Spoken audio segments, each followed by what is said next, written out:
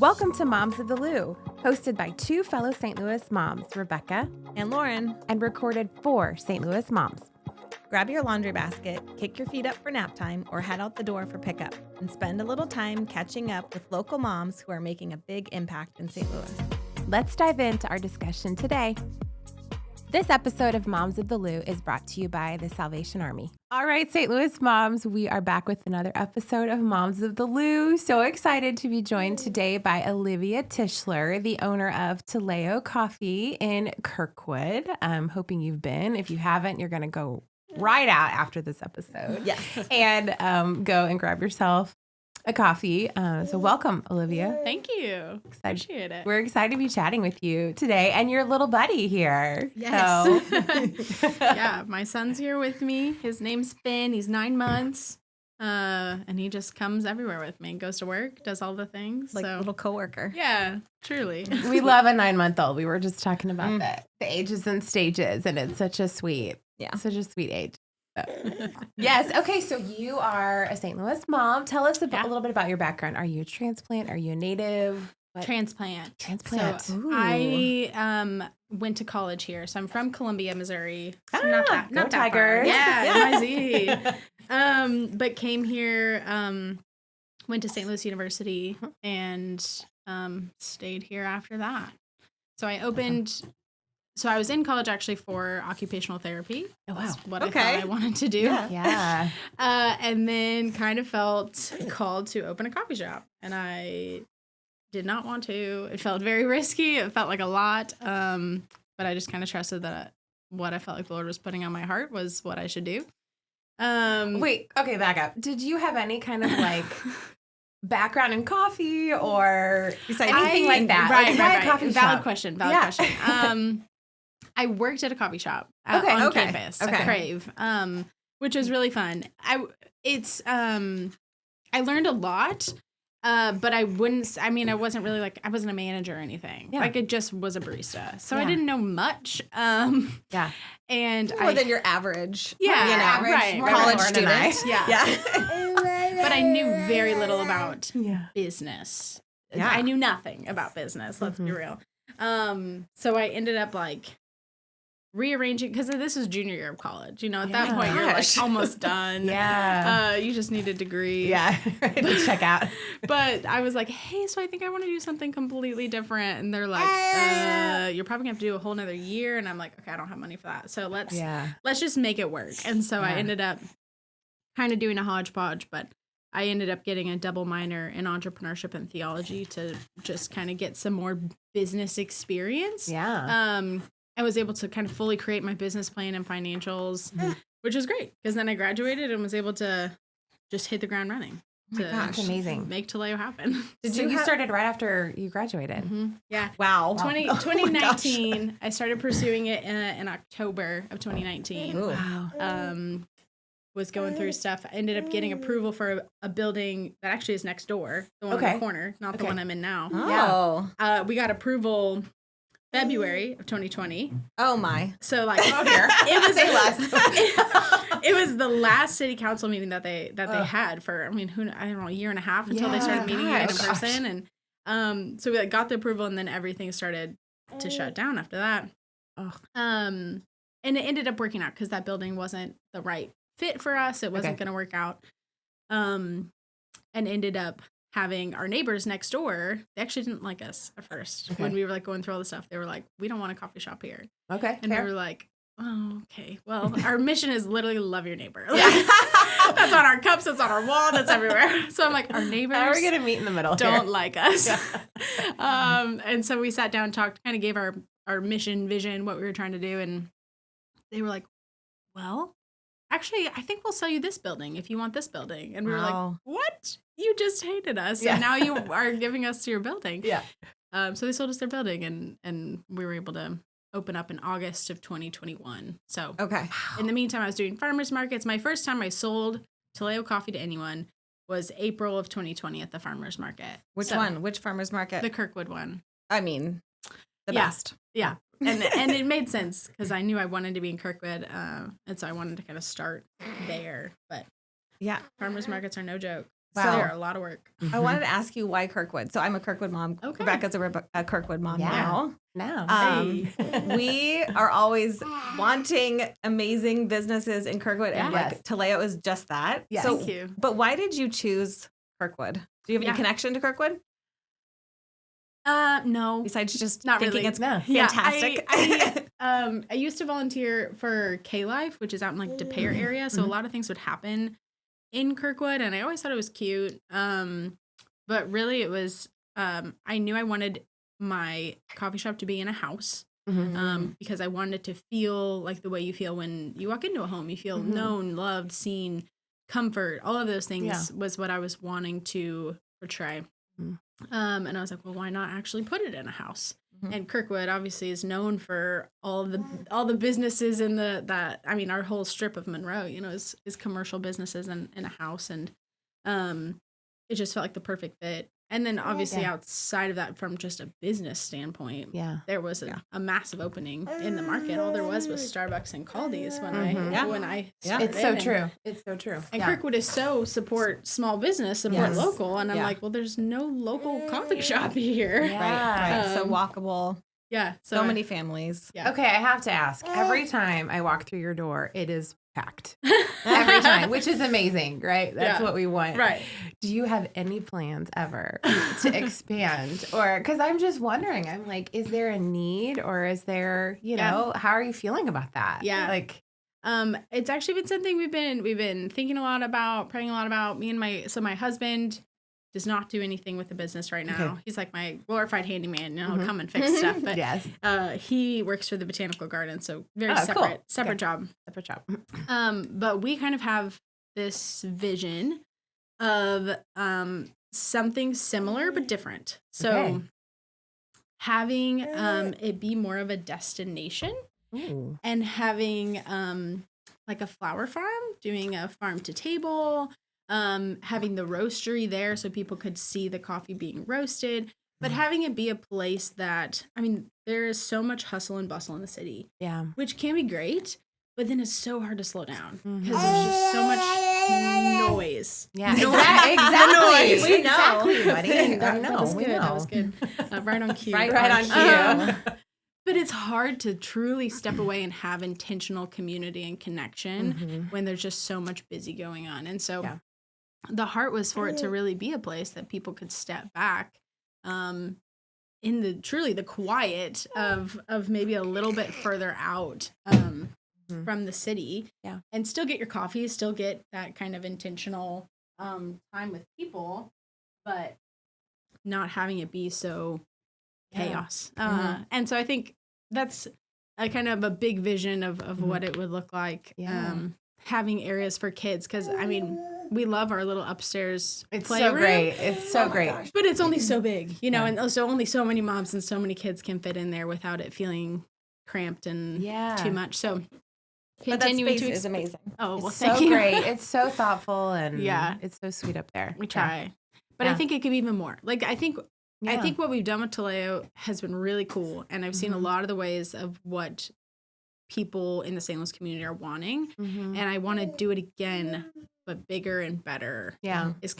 Is my heart for it. So that's kind of what I'm picturing. All the different avenues of what we do, but bigger and better. Bigger and better. Fun to dream. I didn't mean to put pressure on you. I was just, from a business perspective, every time I go in somewhere and see there's like a demand for something, I'm like, well. Unfortunately limited on the current space we have. Just because we only have so much square footage in a house. So I want to talk about your mission and your vision for this when you started it, because we live in, harsh world right now, and a lot of division and separation and a lot of, looking out for self. And I want to know about the vision and mission behind it. Yeah. So, loving your neighbor, that's the heart and soul of why I felt like I wanted to start Teleo. I think there is a lot of hatred out there, and it's sad and it's hard. And honestly, a lot of it even comes from the Christian community. And that is the biggest thing for me is like, hey, we're just called to love people well and be intentional and seek out that community and that connection. And so I wanted to have a space where with each interaction, of a guest coming in, helping them feel seen and known and loved. Yeah. It's just simple ways of remembering their name, that goes so far of having someone be like, oh, wow, you remembered my name. And like going even further, being like, how was that birthday party you had for your 3-year-old? Like, how that, it's like connection. It is Connection. It is showing that we care that they are here and they're not just a transaction because like you said, this world is so get in and get out. I mean, Starbucks, they are changing their model so that it's almost all drive-through because they don't want people to sit. Yeah. They want people to get their coffee and go. And that's why people they've even asked me of like, would I ever do a drive-through if I could? And it's like, that's not my message. My message isn't, I want to make as much money as possible and get your coffee and get out. I want you to have that interaction with my team so that you can feel seen and loved.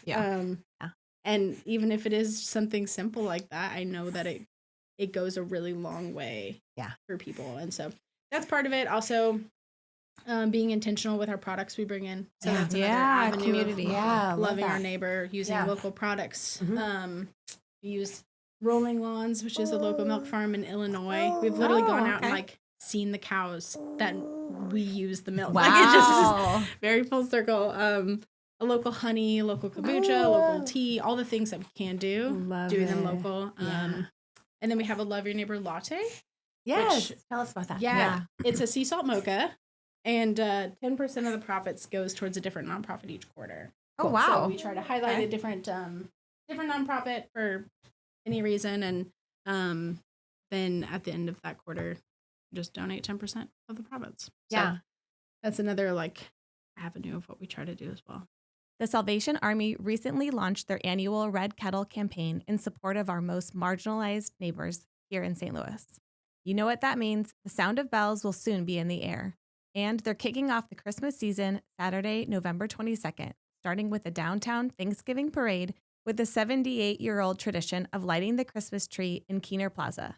Enjoy performances from Christian music sensation Blessing Offer and the Salvation Army's brass band and kick off the season of giving. Visit stlsalvationarmy.org to learn more. And you have a new program coming in, like you're bringing in individuals who might have disabilities and whatnot, and you're helping them find a space to learn how to work, find skills, things like that. Tell us a little bit more about that. Yeah, so I partnered with a church called Embrace Church, so they're the ones that kind of helped Teleo become what it is.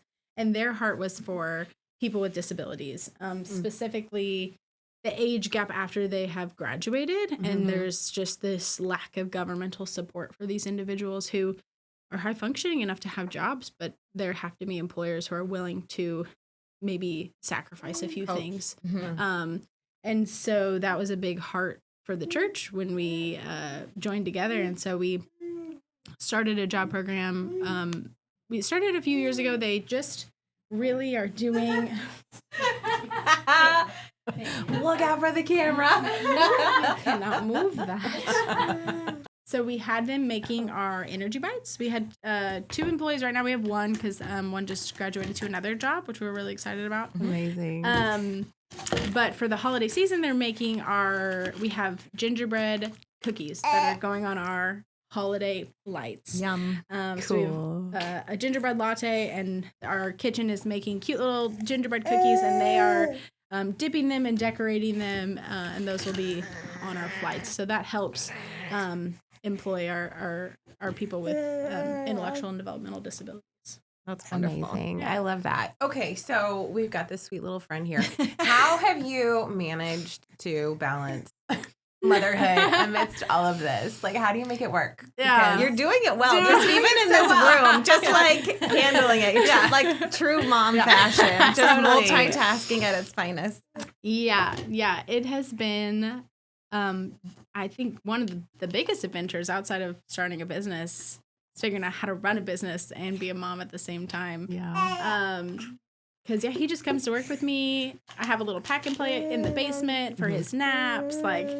we make it work. And I mean, luckily he's a really good boy, and so it's been nice. But I have just such a deep appreciation for moms who juggle it all. You know, like you don't realize how hard it is mentally, emotionally, all the things just to try to keep this little guy alive. Yeah, totally. Let alone doing a full-time job or running a business or something like that. I mean, it's a lot of work, and mentally more than I think I was anticipating. Yeah. Than like the physical work. It feels more just like a mental game of oh, you know, we're talking, but like you're not eating something that is going to kill you, right? Yeah. Like you're not going to pull something down on top of you. Totally. But I'm here. Yeah. But also making sure. So early on, it was really hard. But I do think it's, you know, it's getting easier with him being a little more like self-sufficient and things like that. But sleeping maybe a little bit more. A little more, a little more. I feel like we can totally relate to that. I think it ebbs and flows too as they get older. You know, it feels very physically demanding at the beginning, and then they get older, and then it becomes more, you know, the mental part. They have shifts, more emotional you know, needs. and so I know that's the biggest thing I've felt with having our fourth is like, okay, now I really do feel like my brain is maxed out. You know, I'm sure. Like, so. Yeah. Anyway, now I lost my train of thought. I mean, I'm sure you guys know just from STL moms in general, but we posted something where it wasn't anything crazy, but it was me and Finn on an Instagram post, and I just kind of talked about, you know, being a mom and running a business. Like, it's a lot. If you're doing the same thing or even just trying to keep a little one alive, like, you're doing great and you're not alone. Yeah. And I got so much feedback from that one post. I would never have imagined just the amount of people who even reached out to me individually, and they were like, this post meant so much to me. I think just, again, community is so much Teleo, but so much more like moms that feel so alone. Yeah. And it's like, we're in it together. Yeah. I mean, we might be running different lanes, but like, we're all just trying to make it work, and we're doing our best, and you're killing it, even if you don't feel like you are sometimes. Yeah, totally. Yeah. But you're doing so good. So I do think that was really interesting to see the how interested people were in that different avenue of mom and business that I've never had before. Yeah. I feel like something I've observed in running St. Louis Mom is that it's not that moms necessarily like want to be paid back for the work that we do or like, but just feeling seen, you know, in the day-to-day ins and outs of motherhood, just to know that somebody sees it. And even if it's not fully appreciated, it's seen, you know? And so I think your post probably did that for a lot of moms, you know, who saw that who are juggling it. I feel seen. Like, that's it. That's my experience. She put voice to my experience, you know? So that's why we feel so passionate about, you know, being a place for moms, you know, to hopefully feel seen and encouraged. Yeah. And so it's really important. Yeah. Okay, so you just launched your holiday beverage menu. What have you guys got happening this year? Yes. So we have a couple classics that we've had in the past. We have a white peppermint mocha. Ah, my fave. And a gingerbread latte. And all of our syrups are completely house made. And so it just kind of elevates all of it. That is very important, and very important to some of my friends. So important. They only go to coffee shops that have in-house made syrups. Yes. Yeah. It's an endeavor, but it makes a world of a difference. Yeah. And then our fun new one this year is a spiced fig latte. People have been really excited about it. It couples well with we have a honey and fig toaster strudel. For pastries. So also made in-house. Right. All pastries are made in-house. We also have these really fun, if you guys remember Little Debbie, the Christmas tree, the brownie, but not the cake one. Like it's like the brownie with the Christmas tree with the cosmic sprinkles. Yes. So we have those also, which will really bring you back some childhood days. I love it. But yeah, and then we have our flight. So then you can get all three of those on a flight. and they're topped with fun, with like the gingerbread cookie they're like beautiful. I was talking They're about. so gorgeous. The candy cane, all the things. Yeah, so. you don't want to drink them. And no, they're so you're not pretty. drinking those. You're not drinking those on the go either. You're Yeah. sitting down right? and you're Yes. enjoying the flight, and Yes. it's Yes, and It's the presentation, Right. and it's just sitting down and sharing it with someone in community, you know, not rushed. right. Yeah. And a lot of people have told me it's like become like a Christmas tradition for them to come and like get the Teleo Christmas flight. So it can be something really cool like that, especially love people that. coming back from breaks, you know, whatever it is, getting to connect with people you don't Meeting a usually friend. see around this time. So yeah. I love it. All right, Olivia, we have loved this so much. And thank you to Finn for joining us as well. absolutely. Yes, we're a fabulous guest. So, okay, go check out Teleo this holiday season. You can find them on Instagram, online, but your coffee shop is in Kirkwood. And tell us the cross street, because I'm blanking. Yeah, it's 132 West Monroe, so you could just go off of South Kirkwood onto Monroe, and we're one of the houses on the left. Yes. The big porch, wooden porch on the front. All right, St. Louis moms, we'll catch you on our next episode. Thanks for listening to Moms of the Lou. We hope it encouraged you and put a pep in your step and helped you get to know our community a little bit better. Be sure to find us on Instagram, STLouis_mom. You can find us on Facebook, St. Louis Mom. You can find us on our website, www.stlouismom.com. In case nobody else tells you today, you're a great mom and you're doing a great job. Chat with you next time. This episode of Moms of the Lou was brought to you by our partner, the Salvation Army.